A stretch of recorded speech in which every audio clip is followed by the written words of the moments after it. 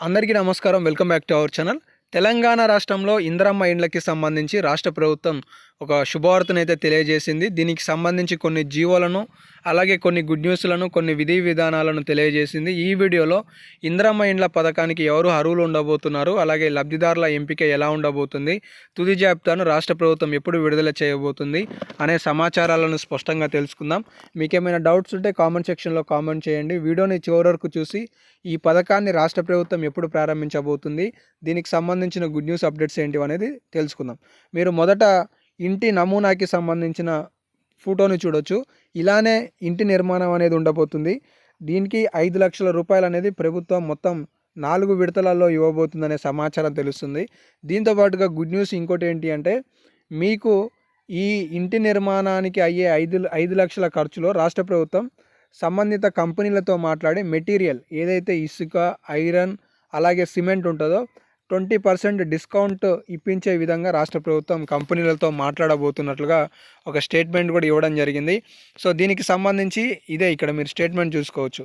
ఇల్లు కట్టుకునే వారికి గుడ్ న్యూస్. మొత్తానికి అతి తక్కువ ధరకే బహిరంగ మార్కెట్లో ఉన్న దానికంటే బస్తాపై సిమెంట్ ధర 260 ఉన్నది. స్టీల్ క్వింటా 54,000 ఉన్నది. వీటిని తగ్గించి కంపెనీలతో మాట్లాడి లబ్ధిదారులకి లబ్ధి చేకూరే విధంగా చేయాలని రాష్ట్ర ప్రభుత్వం ఆలోచిస్తుందనే సమాచారం ఇచ్చారు. దీంతో పాటుగా దివ్యాంగులకు, వితంతువులకు, ఒంటరి మహిళలకు, అలాగే ఇంటి స్థలం కలిగిన వారికి మొదటి ప్రాధాన్యత ఇవ్వబోతున్నారనే సమాచారం కూడా ఇవ్వడం జరిగింది.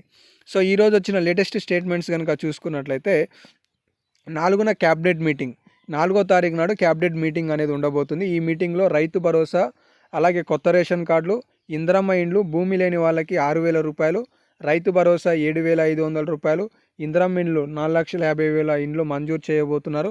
కొత్త రేషన్లు కార్డులు కూడా దాదాపుగా 60 లక్షలు ఉండొచ్చనే సమాచారం తెలుస్తుంది. సో వీటిపైన కూడా నిర్ణయం తీసుకోబోతున్నారు. ఈ పథకాలన్నిటిని కూడా రాష్ట్ర ప్రభుత్వం బహుశా సంక్రాంతి సందర్భంగా కానుకగా ఒక న్యూ ఇయర్ గిఫ్ట్ ఇవ్వబోతుందనే అప్డేట్ కూడా తెలుస్తుంది అనమాట.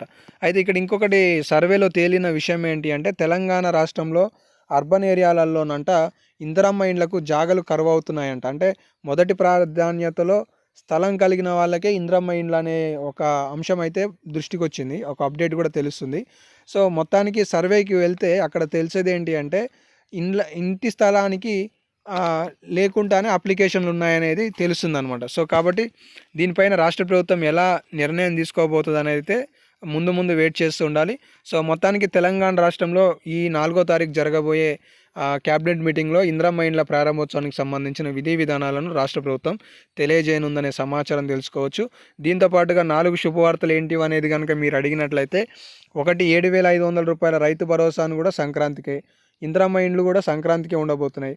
భూమి లేని పేదలకు 25 లక్షల మంది తెలంగాణ రాష్ట్రంలో 25 లక్షల కుటుంబాలకి తెలంగాణ రాష్ట్రంలో భూములు లేవని నిర్ధారణ చేసినట్టుగా తెలుస్తుంది. వీళ్ళకి సంక్రాంతి మొదటి విడతలో 6,000 రూపాయలు వారి ఖాతాలలో రాష్ట్ర ప్రభుత్వం జమ చేయాలని ఆలోచన చేస్తున్నట్లుగా తెలుస్తుంది అనమాట. సో ఇక్కడే చాలా స్పష్టంగా ఇచ్చారు చూడండి. కొత్త సంవత్సరం సంక్రాంతి కానుకగా రాష్ట్ర ప్రజలకు శుభవార్త చెప్పేందుకు, మరికొన్ని పథకాలను అమలు చేసేందుకు ప్రభుత్వం కార్యాచరణ మొదలుపెట్టింది అనేది స్టేట్మెంట్ ఇచ్చారనమాట. సో ఇదైతే అప్డేట్. ఇంకేమైనా అప్డేట్స్ ఉంటే ముందు వీడియోలలో మీకు సమాచారాలు అందిస్తాను. తెలంగాణ రాష్ట్రంలో ఇందిరమ్మ ఇండ్ల ప్రక్రియ చాలా వేగవంతంగా నడుస్తుంది. దానికి సంబంధించిన మినిట్ టు మినిట్ అప్డేట్ మన ఛానల్ ద్వారా మీకు తెలియజేస్తుంటాను. కాబట్టి మిస్ కావద్దు అనుకుంటే సబ్స్క్రైబ్ చేసుకొని ఫాలో అవుతుండండి. ధన్యవాదాలు.